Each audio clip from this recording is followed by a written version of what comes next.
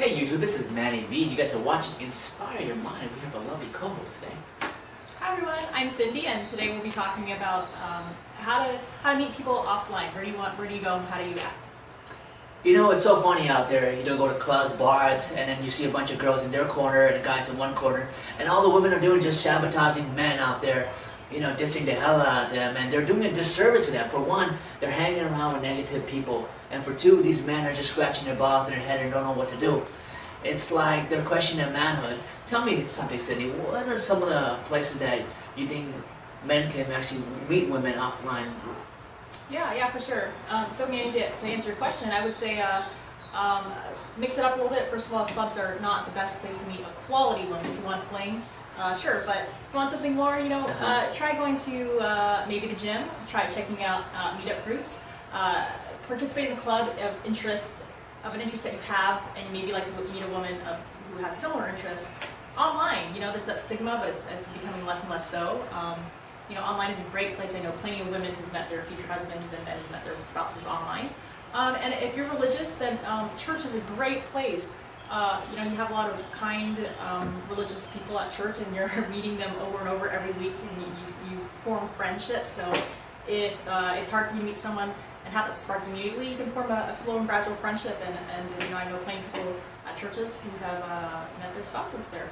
Absolutely. Definitely makes sense. I mean, go out your comfort zone and take it to the next level. But, what would you give to advice for these women to actually open up, and when they're in the church or at these meetup opportunities, how would you help them to open up their spirit so the men can be easily connected to them? Yeah, for sure. So I know I personally have heard men are just as scared as the women. So yes, the men is supposed to be the pursuer, which is great, but they're fearful of rejection. So what women can do is just be friendly, smile, give a little wink, be flirty, and if you don't know how, ask your friends and practice with them. I see. So yeah, for sure. Just be encouraging. Don't throw yourselves at them, but definitely you can even walk up and talk to them. But definitely smile. Smile is the biggest thing.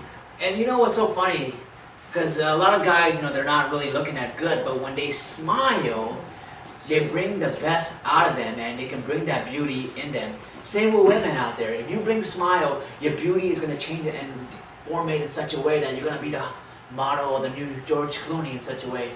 So take that very seriously. Learn to smile, learn to look good, and you will make it in this industry. So let me ask you this. Guys approaching women, and she's walking by, but she's not really interested, and he just still keeps pursuing it. What are some of the highlights you like to give out to the guys to let them know that a woman is not interested? Yeah, for sure. So I would encourage a guy, first of all, go up to a woman even if she doesn't seem to have noticed you, because she just needs maybe in her own mind. I know I tend to do that a lot, I think her. But once you start talking to her, you should be able to tell for sure. If the woman is being cool to you, giving one-word answers, hopefully not in a mean way, she's not interested. If you ask her out, she says, sorry, I'm busy, but appreciate it. Don't ask her out over and over again. Like women who are, if they're playing games, which sometimes they do, they're not mature, they're not worth it anyway.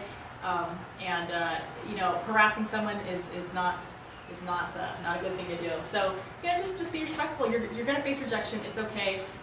Obviously not everyone is a match for each other, but you will meet your match. But keep going at it. Women have to kiss a lot of frogs before they meet their prince, and guys have to kiss a lot of whatever the female equivalent is. So don't be discouraged. Just keep asking girls out, but be emotionally intelligent and take those cues that the woman is showing those signs that she's not interested. So absolutely. So tell me, where did you meet your last boyfriend? So me personally, I'm from Seattle, so it would have been at a church social, which makes sense, because I personally am looking for someone who's religious. And I guess last, just casual, a few dates in a row would be a paid background acting job. So definitely very different places, those two.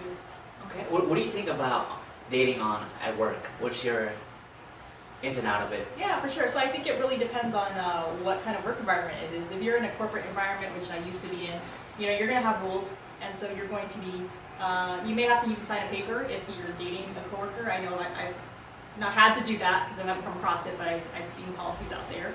And I think it's okay. What's the big deal if you have to? Better than to lose your job, right? I think be open, be careful if it doesn't work out, it's going to be awkward. So just use your discretion. I think it's hard to find love nowadays, so why not be a little bit open to that as well? As long as they're not your boss or your subordinate. That can be a tricky situation. So, Sexual advance. yeah, exactly, exactly. So, All right. yeah. Absolutely, definitely makes sense. Just go out your comfort zone, and if it's love to be, it's meant to be, you might as well do it. Mm-hmm. You know, if you're gonna lose your job and you find love, so be it. Yeah.